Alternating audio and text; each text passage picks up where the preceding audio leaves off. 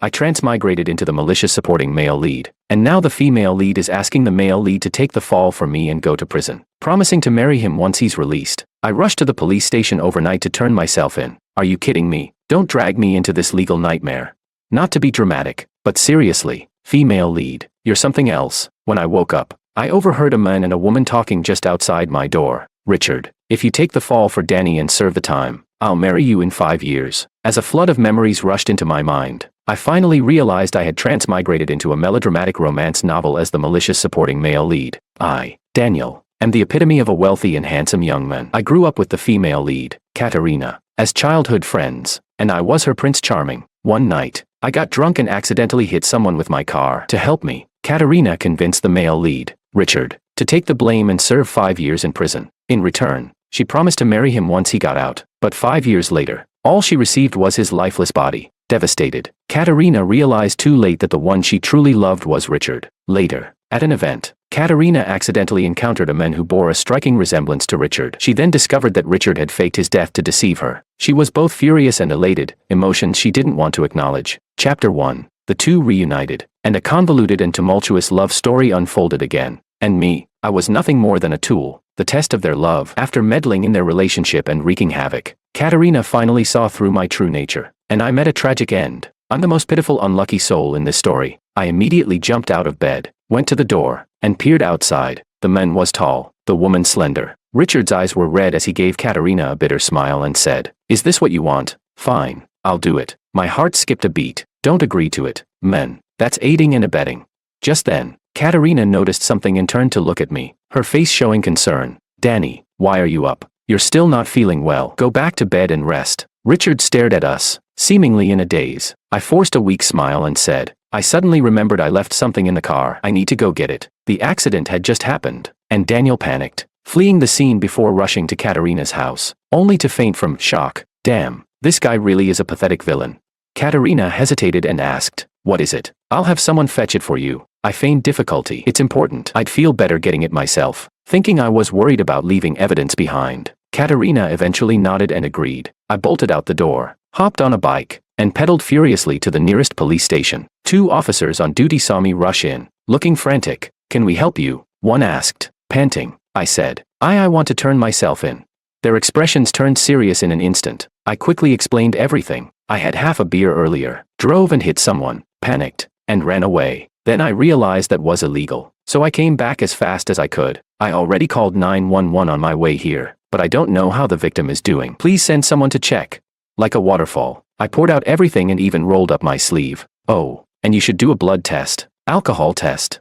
The 2 officers exchanged bewildered looks. This level of honesty was probably a record breaker in the history of confessions. Still, they acted quickly, restraining me and dispatching officers to the scene. Finally, I slumped into a chair, relieved. Phew, hopefully, I made it in time.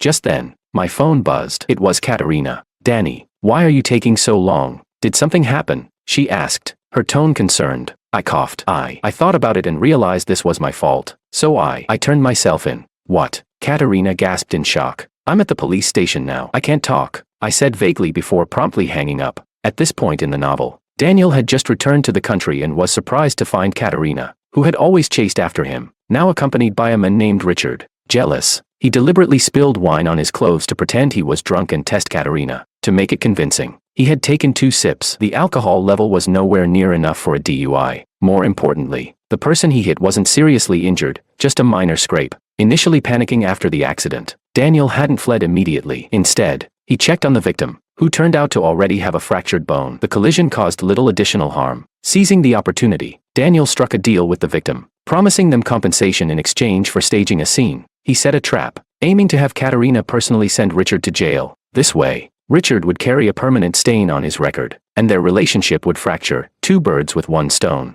Daniel was confident that in 5 years, Katerina would forget about Richard and fall in love with him again. On my way to the police station, I had already settled everything with the victim. The money was paid, and they promised to tell the truth. By now, the victim should have been taken to the hospital for a full checkup, the same hospital where they were originally treated for their fracture. Katerina arrived at the police station shortly after. Being a spoiled heiress, she somehow managed to dismiss the officers guarding me and secured a private moment with me. "Danny, that was reckless," she exclaimed, her face full of worry. "Your health is already poor. What about your surgery?" Surgery? What surgery? It took me a second to recall, and then I froze. Oh, crap. How could I forget? Before sending Richard to jail, she had one of his kidneys forcibly removed to save me from kidney failure. This kidney failure was another one of Daniel's lies, designed to manipulate Katerina into harming Richard. It was a crucial plot point that allowed Richard to fake his death and escape her later. The plan was well executed, but the problem was, I'm not the original Daniel. Thinking about how the male lead lost a kidney for me made me feel a phantom ache in my own body. Looking at her, I quickly said, I was just about to tell you, once this is over, I want to get another checkup. Maybe it was a misdiagnosis. Katerina's lips quivered before she threw herself into my arms. Her eyes read, Daniel, I know this is hard for you to accept, but don't worry, I'll always be here for you. Goosebumps crawled up my skin. Are you kidding me? You were just in bed with the male lead yesterday, and now you're throwing yourself at another man. Aren't you tired? Gently, I pushed her away. Let's wait for news from the hospital first. By the way, where's Richard? Didn't he come with you? At my question, a flicker of irritation crossed Katerina's face. Forget about him, she snapped. Of course, Richard wasn't going to show up. What kind of man could stand by and watch the woman he loves fawning over another guy? But that was probably for the best. Maybe he'd realize sooner that the female lead was a total lunatic and get away while he still could. Are you going to wait here with me? Then. This way. She wouldn't run off to say more nonsense to the male lead. Naturally, Katerina didn't refuse my request. Her biggest fear was that I'd end up in jail. So before long, she stepped out to make a phone call. Watching her frowning with worry plastered all over her face, I yawned. She was definitely calling someone for help, but it wouldn't matter. Sure, this was a possessive love story, but even the heiress wasn't omnipotent. Otherwise, the original male lead wouldn't have spent 5 years in prison. Besides, without my secret behind-the-scenes manipulations, this accident was just a minor incident. It wasn't going to blow up. As expected, the person I hit was sent to the hospital and was found to have only 2 minor bruises. The only serious injury, a fractured bone, was an old one. The alcohol level in my blood was also too low to constitute a crime. The final verdict: 12 points deducted from my driver's license and a $2,000 fine. I was more than happy with the result. I had plenty of money. If I couldn't drive in the future, I'd just hire a chauffeur. Most importantly, the male lead didn't have to go to jail for me. Katerina seemed puzzled by the outcome, so I offered a bit more explanation to allay her suspicions. Actually, I didn't drink much that day. I just spilled some alcohol on myself by accident. Good thing nothing serious happened. Otherwise, it would have been a big mess. Her doubts finally dissipated as she rested her head gently on my shoulder. Her voice soft and sweet. I'm just glad you're okay. You don't know how scared I was when you came to me that night. I rolled my eyes internally. With nerves this fragile, you were seriously planning to break the law. Unbelievable. Still, I had to maintain Daniel's basic persona as a scummy man. So, I added, by the way, can you come with me to the hospital for a follow-up checkup? The previous medical report was forged by Daniel, and another hospital visit would make everything fall into place perfectly. Katerina immediately agreed. Of course, I'll go with you right now. She even started dialing a private hospital to clear out the place. I quickly stopped her and insisted, no need to go through all that trouble. The teaching hospital at a university will do. Katerina frowned. That place is always packed. It might disturb you. I swallowed down my irritation. What do you know? That's a top-tier public hospital. Private hospitals lack proper equipment. What's the point of going there? I don't want to inconvenience you. It's just a checkup. It won't take long. Seeing my insistence, Katerina finally relented and accompanied me to the hospital. But I hadn't expected to run into Richard there. He was carrying a thermos and had faint dark circles under his eyes, clearly having stayed up all night. And yet, despite his exhaustion, he still looked effortlessly handsome because, of course, the male lead is always the male lead. Chapter 2. Richard noticed me and Katerina as well, his eyes flashing with a hint of suppressed emotion. As we were about to pass by each other, Katerina suddenly called out to him, "What are you doing here?" Richard's face remained impassive as he replied, "None of your business." His indifference clearly irked Katerina, and she was about to press further when a young woman in a white coat appeared at the other end of the hallway. "Richard, what took you so long?"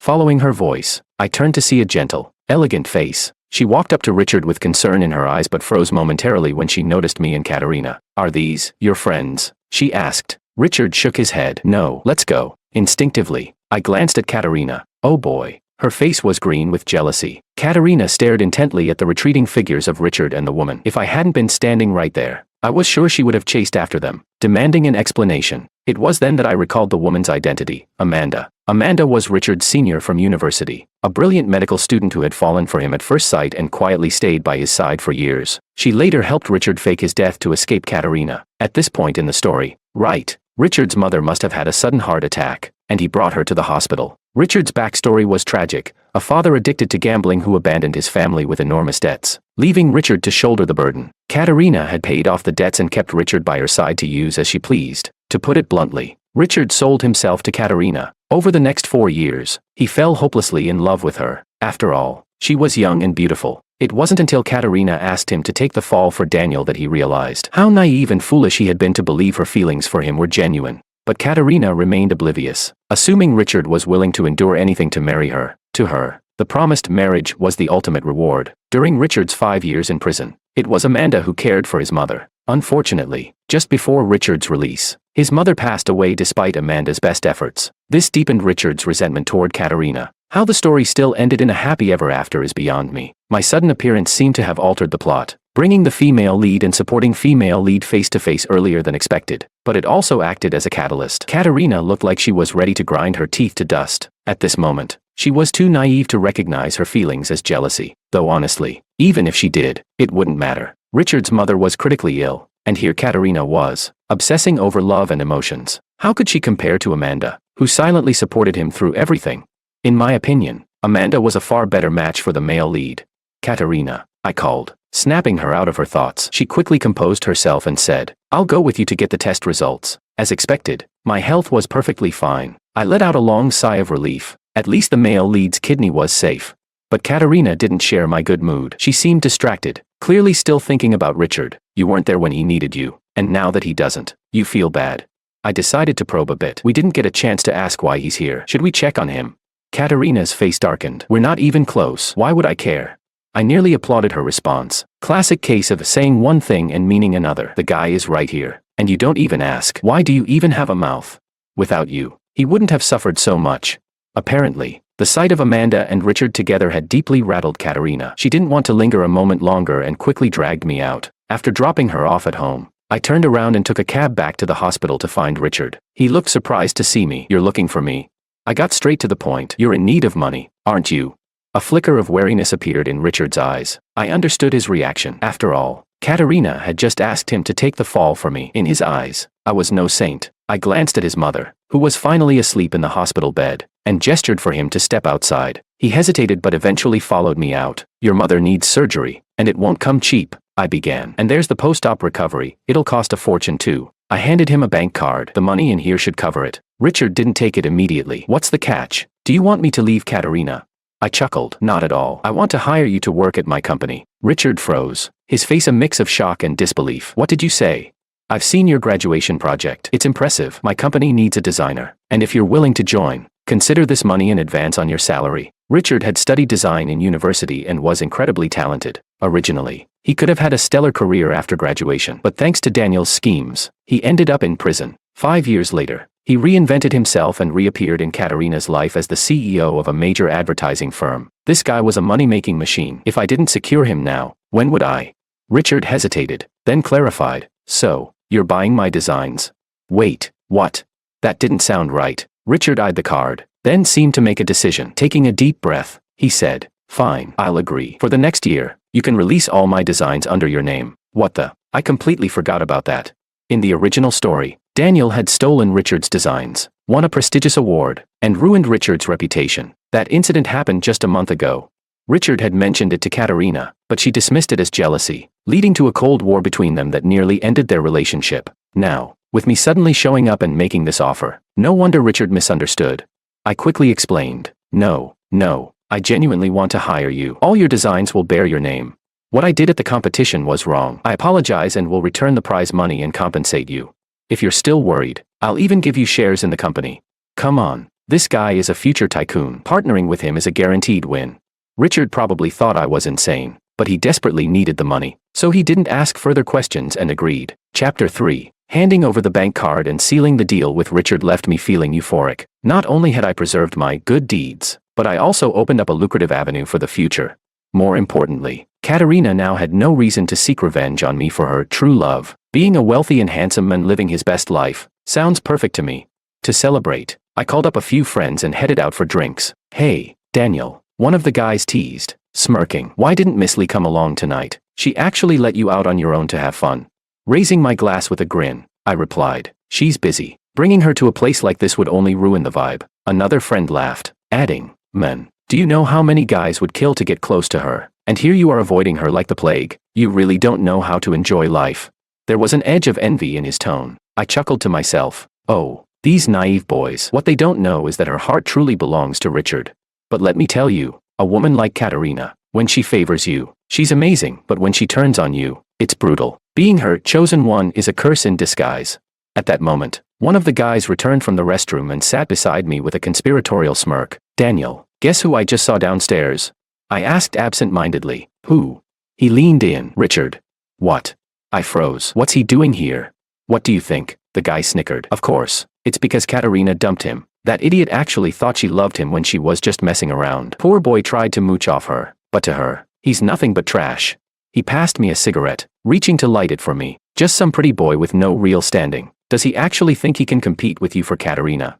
His words were clearly meant to flatter me. Everyone knew Katerina liked me and never argued against what I said. But something about this didn't sit right with me. Pushing his hand away, I stood up. "I'm going to check it out." Leaving the private room, I went to the second floor railing and looked down. Sure enough, I spotted Richard immediately. This was a members-only club. The first floor was an open hall, while the second floor had private rooms reserved for VIPs. Richard was clearly in trouble. A well-dressed woman in her 40s, obviously drunk, was blocking his path. "What's the harm in having a drink with an old friend?" she slurred. Richard's face was stone cold. In the past, to help pay off his father's gambling debts, he had worked here briefly. After getting together with Katerina, he'd left that job behind. But now that word had spread about my return and Katerina's supposed abandonment of him, the wealthy ladies who had once eyed him were eager to pounce. I was about to head downstairs when I heard a mocking voice nearby. "Miss Lee, aren't you going to check on him?" Startled, I turned. Katerina was here too. She was dressed to the nines in an elegant gown, her makeup flawless, exuding an air of sophistication. Beside her stood a man who appeared to be her business partner. Katerina often brought Richard to events like this in the past, but tonight, she was upstairs while he was downstairs. It wasn't hard to guess what had happened. Katerina really had dumped Richard. Otherwise, her companion wouldn't have made such a snide remark. At that moment, someone downstairs noticed Katerina and shouted, "Miss Lee." All eyes turned toward her. Richard's gaze followed, landing on Katerina first, then shifting to me. His expression darkened. I hesitated. This scene wasn't in the original story. By now, Richard was supposed to be in custody, awaiting trial. How had we ended up here instead? What would happen next? Katerina's voice suddenly interrupted my thoughts. "Danny? Huh? I thought I'd been hiding pretty well. How did she spot me so easily? I'd told her I'd be resting at home tonight. Who would have thought we'd run into each other here?" Before I could come up with an excuse, Katerina had already walked over. Forcing a smile, I said, "A friend called me out last minute. It'd be rude not to show up, so I didn't get a chance to tell you. Hope you don't mind." Katerina's expression softened, completely different from the cold look she'd given Richard earlier. She tilted her head and smiled coyly. "How could I?" Perfect. She was deliberately putting on a show for Richard. Richard took it all in, then withdrew his gaze, clearly choosing to ignore us. The drunk woman, noticing Katerina's presence, hesitated briefly, but upon seeing Richard's reaction, she seemed emboldened. "Oh, Miss Lee, I didn't expect to see you here. I was just catching up with Richard over a drink. Don't misunderstand." Katerina leaned slightly against me, then glanced downstairs, her voice icy. "Misunderstand? He's just doing the kind of lowly work he's used to." My mind reeled. Why couldn't you just keep your mouth shut? Why say something like that?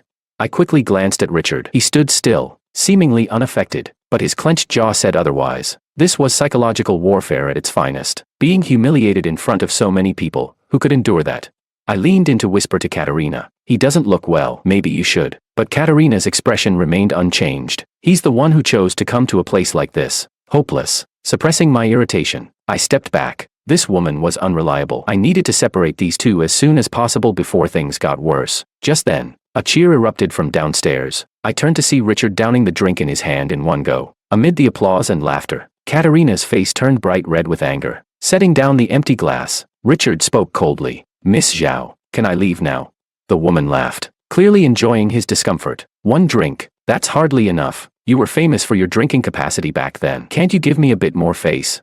I took a deep breath and called out, "Richard." Chapter 4. All eyes turned toward me, their gazes filled with curiosity. This was the first public confrontation between Katerina's two men, and no matter what happened, it would become the topic of endless gossip. Even Katerina frowned and called out, "Danny." I smiled casually and said, "I'd arranged to review his design sketches. If he drinks too much, he might not have them ready for me tomorrow." Without waiting for Katerina's reaction, I walked straight over to Richard. "Did you drive here? If not, I can have my driver take you home, I offered. Richard gave me a strange look and began. Before he could finish, his expression suddenly twisted in pain, and he clutched his chest. I froze. What's wrong with you? The wealthy woman sneered. What? Just one drink. That can't be enough to. Richard collapsed toward the floor. I instinctively grabbed him. Hey, what's going on?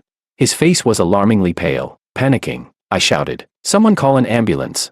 From the corner of my eye, I saw Katerina rushing down the stairs in a rare display of panic, completely losing her usual composure. Richard had a hereditary heart condition. Sitting in the hospital corridor, I let out a heavy sigh. In the original story, his first heart attack occurred after a heated argument with Katerina, right before he was sent to prison. Now, because I'd kept him out of jail, I thought this incident wouldn't happen. But here we are. I glanced to the side. Katerina was still in a daze, sitting motionlessly with a lost expression. She hadn't known about Richard's condition. If we hadn't gotten him here in time today, who knows? Amanda emerged from the room, her gaze falling on me. Daniel.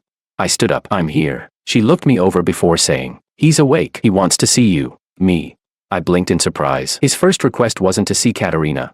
Katerina had already stood up, intending to enter the room herself, but Amanda's words made her freeze. She frowned and shot Amanda a hostile look. Her meaning was crystal clear. She suspected Amanda of lying to keep her out, but Amanda was a doctor, and this was a hospital. Katerina couldn't make a scene without embarrassing herself. Ignoring her, I nodded. All right, I'll go see him. Richard was lying in the hospital bed, his face as pale as paper. Hearing me enter, he turned his head, his expression dull and lifeless. It was as if all the light had been drained from him. I sat down beside him, thinking hard for a while before finally blurting out. Medicine has come a long way. There are advanced treatments for this kind of condition. The sooner you start, the better. Richard remained silent for a long time, then shook his head and said, I just wanted to thank you. Out of everyone there, you were the only one who helped me. I opened my mouth but couldn't find the right words. To be humiliated in front of so many people and then learn about such a serious condition, anyone would struggle to accept it, especially since Katerina, from start to finish, had stood aloof, watching coldly from the sidelines. I spoke sincerely. Listen, man, it's not worth it to get hurt over someone like her. Richard's eyes flickered with surprise, as if he hadn't expected me to say something like that. Richard gave a bitter, self-deprecating smile. She doesn't love me. That's why she's like this. But she loves you. So she's willing to do anything for you. I was just too naive to believe she ever truly cared about me. I shook my head. No, she doesn't love me either. People like her don't understand love, let alone how to love someone. If we're being honest, the only person she truly loves is herself. Richard looked stunned. But she chased after you for so many years. I shrugged. She wouldn't even go to prison for me. And that's supposed to be love. If she really loved me to the point of obsession, she should have taken the blame herself instead of dragging an innocent person into it. Richard seemed at a loss for words, perhaps because this perspective had never crossed his mind. I patted his arm. Believe it or not, staying entangled with her will only bring you more pain. You're talented and capable. Why tie yourself down to someone like that? Richard appeared dazed. He had loved Katerina for 4 years, enduring all her harm without ever mustering the resolve to let go. It had become a habit, even an instinct. So his confusion upon hearing my words was understandable, but as the saying goes, simping too hard leads to nothing in the end. I didn't expect one conversation to wake him up entirely. Noticing his drip was almost finished, I stood up. I'll get the nurse to remove the needle. Amanda entered with the nurse, followed closely by Katerina. She immediately grabbed my hand and asked, Danny, what did he say to you? Did he give you trouble? As if Richard could do anything in his current state. He just had a heart attack. For crying out loud, I felt a pang of sympathy for the guy. Out of the corner of my eye, I saw Richard close his eyes, unwilling to even look at her. I pried Katerina's hand off mine and said coolly, nothing. He's weak right now. Let's not bother him. Let's go. But Katerina stood rooted to the spot like her feet had grown roots. I almost laughed. She clearly couldn't let go of Richard, yet she refused to lower herself to apologize or admit her feelings. The male lead really got the short end of the stick with her. The nurse removed Richard's while Amanda stayed by his side, her eyes filled with concern. Richard, drink some water, she said softly, pouring a cup of warm water and helping him sit up. Richard gave her a small smile. Thanks, senior. Take care of yourself, Amanda replied gently. Otherwise, someone might worry about you again. Her words were purely out of care, referring to Richard's mother. With her quiet and selfless personality, she'd never use this moment to imply anything romantic. But Katerina heard it differently. She took it as a provocation. Without warning, she marched forward, yanked Amanda aside, and slapped her hard. Smack. Who gave you permission to touch him? I was speechless. Seriously, Katerina, your thought process is incomprehensible. You're cruel to Richard yourself, yet you can't stand anyone else treating him well. This isn't love, it's some kind of deep-seated grudge. Amanda, caught off guard, recoiled, her cheek quickly swelling red. Richard's expression darkened. Senior, Katerina, what are you doing? His reaction only fueled Katerina's anger. She sneered. You've been in love with her all along, haven't you?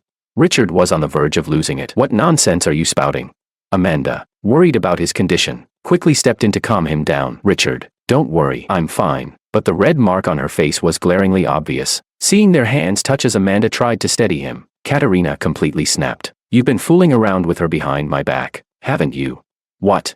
I knew melodramatic romance novels were absurd, but this was next-level ridiculous. For a moment, I felt like throwing in the towel on humanity. Richard's voice rose. His anger barely contained. Katerina, watch your words.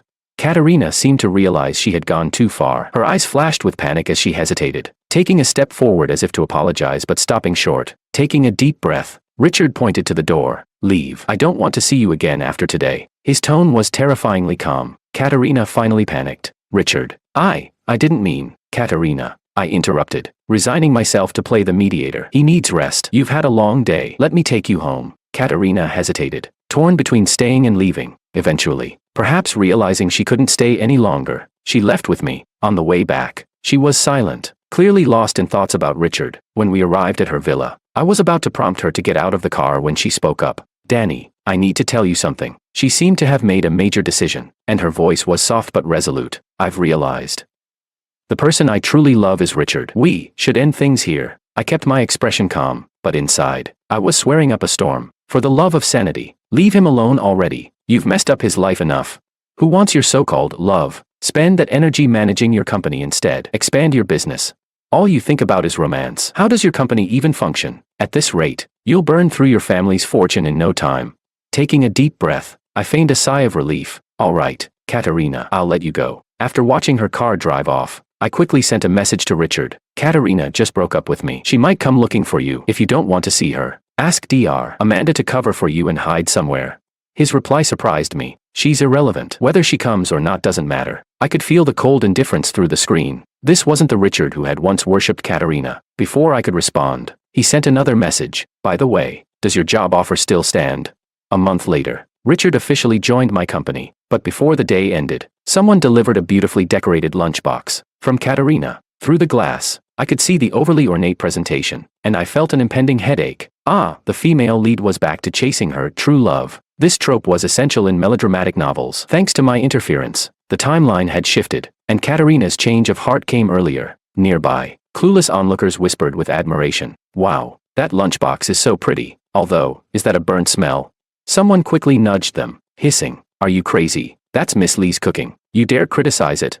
The group shrank back, glancing toward my office and quickly pretending to work. I sighed and stepped out, drawing nervous greetings from the crowd as they scattered back to their desks. Richard, visibly uncomfortable, said, Boss, don't worry, I'll get rid of it right away. I asked, You're not keeping it? He shook his head. Chapter 5. Richard had completely given up on Katerina, and no amount of clumsy attempts to win him back could sway him anymore. Naturally, I wasn't going to meddle. I simply said, You handle it however you want. For the next month, Katerina kept sending lunchboxes to Richard, but they failed to make any impression. Meanwhile, Richard's designs were dazzling successes, significantly boosting the company's performance. Everyone was so busy that no one had time to entertain the whims of the heiress. Watching the balance in my bank account grow steadily, I was ecstatic. A man should focus on his career. Richard seemed equally motivated, throwing himself into work with full dedication. Even staying late every day, he cut off all contact with Katerina, ignoring every apology and declaration of love she sent his way. Finally, Katerina couldn't take it anymore. One afternoon, she showed up outside our company. I knew as soon as she arrived, everyone here recognized her car. Just 2 months ago, she used to come by every day to pick me up. Now, in the blink of an eye, her attention had shifted to Richard. My colleagues felt second-hand embarrassment on my behalf, but I was amused. The weather forecast had predicted heavy rain today. Was I about to witness the classic confession in the rain scene? Honestly, I lived for this kind of drama, so I joined my coworkers at the floor-to-ceiling windows, watching the scene unfold. The rain poured relentlessly, and her lone Maybach looked utterly out of place. Even more ridiculous was the figure stepping out of it. Richard was at his desk, immersed in sketching, his phone lighting up with an unanswered call. Katerina must have given up after one attempt. She threw away her umbrella and stood under the torrential rain. Wow, someone muttered, and the group burst into murmurs before someone finally called out to Richard. Richard, I think she's here for you. Come take a look. Richard approached the window, frowning as he glanced down. I probed. Are you going to go down? His response was cold and blunt. Call the police. What? She's been harassing me for a while now. He added impatiently. Ignoring her wasn't enough. And now she's blocking the office. This is too much. A few co-workers nodded in agreement. Exactly. Impulsive people like her are the worst. Who knows what she'll do next? She's willing to sacrifice her pride now, but later she'll demand tenfold in return. Didn't she hear him say he's not interested? Why can't she let go? It's ridiculous. I cleared my throat. It's pouring rain. And she came all this way to see you. Doesn't that move you even a little? Richard's expression remained stoic. She can take some cold medicine. It's not like her legs are broken. I silently gave him a thumbs up. Richard then asked, by the way, Amanda mentioned her mom made ribs today. Want to join us? Without hesitation, I replied, let's go. I had the driver pull the car out of the basement, and Richard and I left together. As we drove past Katerina, she noticed us. Her eyes widened in shock, clearly puzzled about why Richard and I were leaving together. Still, she quickly wiped the rain off her face and shouted at Richard, Richard, I know I was wrong. Please, give me another chance. I hit the brakes, taking a moment to savor her disheveled appearance through the window. Where was the commanding, high and mighty heiress now? I asked Richard, not even a word for her.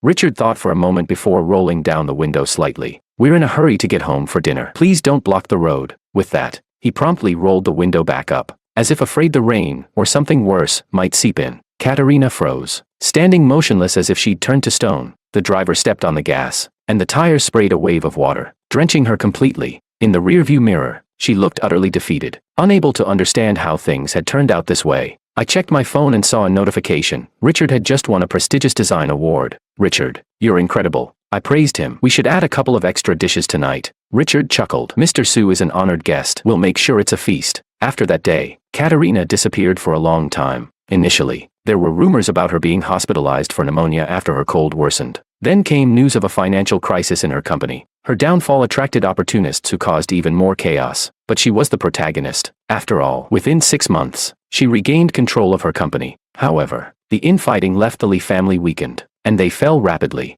Meanwhile, I took the opportunity to seize their lost market share. Partnering with Richard, my company flourished and firmly surpassed the Lee family. On the day Richard and Amanda got married, I was the best man. The wedding was grand and lively, filled with an atmosphere of joy. I indulged in the feast, celebrating with everyone. Toward the end of the event, I spotted Katerina standing far away, hidden among the crowd. She looked haggard, a shadow of her former elegance. I quickly averted my gaze. On stage, the couple exchanged rings and vowed to stay together forever. As they kissed under the watchful eyes of the crowd, Katerina couldn't bear it any longer. She turned and fled in disgrace. I raised a glass to the newlyweds. Congratulations, my friends. Here's to a happy marriage. Because finding the right person is what makes love worth it.